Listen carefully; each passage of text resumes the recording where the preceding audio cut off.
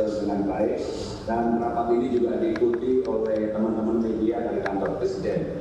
Kita akan memulai acara dengan arahan Bapak Presiden, untuk itu kami mohon kepada Bapak Presiden untuk memberikan arahan.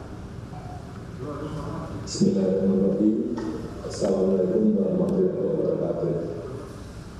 Ya, selamat Bapak Presiden, Bapak Ibu sekalian, para menteri, sahabat semua yang hadir. Pagi hari ini informasi pelaksanaan PSBB akan kita lakukan. Kita tahu bahwa sudah ada 4 provinsi dan 72 kabupaten dan kota yang melaksanakan PSBB. Dan juga provinsi atau kabupaten yang belum melaksanakan PSBB tetapi memakai cara yang lain yang saya juga ada yang berlaku. Yang ingin saya sampaikan yang pertama, kita ingin ada sebuah evaluasi yang detail pada provinsi, kabupaten dan kota mengenai data tren penambahan atau penurunan kasus positif baru di setiap daerah, baik yang melakukan PSBB maupun tidak. Atau penurunan kasus, atau penurunan kasus, atau penurunan kasus, atau penurunan kasus, atau penurunan. Dan sesudahnya, memang kalau kita lihat hasilnya bervariasi dan berbeda-beda di setiap daerah. Ini karena memang pelaksanaannya juga dengan efektivitas yang berbeda-beda. Ada daerah yang penambahan kasus barunya mengalami penurunan secara gradual, konsisten, namun tidak drastis. Tapi juga ada daerah yang penambahan kasusnya turun, tetapi juga belum konsisten dan masih fluktuatif. Juga ada daerah yang penambahan kasusnya tidak mengalami perubahan seperti sebelum PSBB. Ini juga hal-hal seperti ini perlu digarisbawahi. Ada apa? Kenapa? Kemudian yang kedua, bahwa dari 10 provinsi dengan kasus positif terbanyak, hanya 3 provinsi yang berstatus PSBB, yaitu DKI Jakarta, Jabar, dan Sumatera Barat. 7 provinsi lainnya masih non PSBB. Karena itu kita juga evaluasi baik provinsi, kabupaten, kota yang tidak memperlakukan PSBB, tapi juga menjalankan kebijakan physical distancing, menerapkan protokol kesehatan secara ketat dalam kehidupan masyarakat sehari-hari.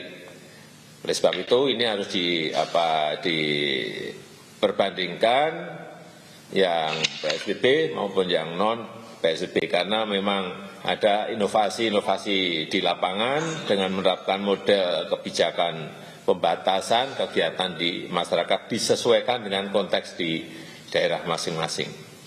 Kemudian yang ketiga, mengenai manajemen pengendalian PSBB juga saya harapkan tidak terjebak pada batas-batas administrasi kepemerintahan. Artinya juga bersifat aglomerasi, penanganan sebuah kawasan besar yang saling terhubung, sehingga manajemen antar daerahnya menjadi terpadu, misalnya seperti yang sudah dilakukan Jabodetabek. Ini saling mengkait, sehingga pengaturan mobilitas sosial dari masyarakat bisa terpadu dan lebih baik. Kemudian yang keempat, berdasarkan data gugus tugas, 70% kasus positif itu ada di Pulau Jawa, 70% kasus positif ada di Pulau Jawa. Demikian juga dengan angka tertinggi kematian, 82% juga ada di Jawa. Untuk itu saya minta gugus tugas untuk memastikan pengendalian COVID di 5 provinsi Pulau Jawa ini betul-betul dilakukan secara efektif, terutama dalam waktu 2 minggu ke depan ini. Kesempatan kita mungkin sampai Lebaran itu harus betul-betul kita gunakan. Dan yang terakhir mengenai pelonggaran untuk PSBB agar dilakukan secara hati-hati dan tidak tergesa-gesa. Semuanya didasarkan pada data-data lapangan, pelaksanaan lapangan, sehingga keputusan itu betul-betul sebuah keputusan yang benar. Hati-hati mengenai pelonggaran PSBB. Saya rasa itu yang bisa saya sampaikan sebagai pengantar. Terima kasih. Terima kasih. Ya, itu dia tadi saudara, Presiden menyampaikan evaluasi terkait dengan pelaksanaan PSBB. Di situ disebutkan bahwa sebagian besar yang melaksanakan PSBB kasusnya bahkan tidak berkurang atau tidak ada kemajuan. Sehingga Presiden Joko Widodo meminta evaluasi. Dan tadi Presiden Joko Widodo meminta gugus tugas untuk lebih concern mengendalikan masalah COVID ini di Pulau Jawa. Karena 70% yang positif corona itu terjadi di Pulau Jawa. Begitupun yang statusnya akhirnya meninggal dunia. Dan tadi Presiden Joko Widodo juga mengingatkan dari 10 provinsi hanya 3 yang menerapkan PSBB, yakni DKI dan juga Jawa Barat tadi dan juga Sumatera Barat. Dan itu dia tadi saudara, breaking news kami akhiri. Saya masih Sertarigan. Sampai jumpa.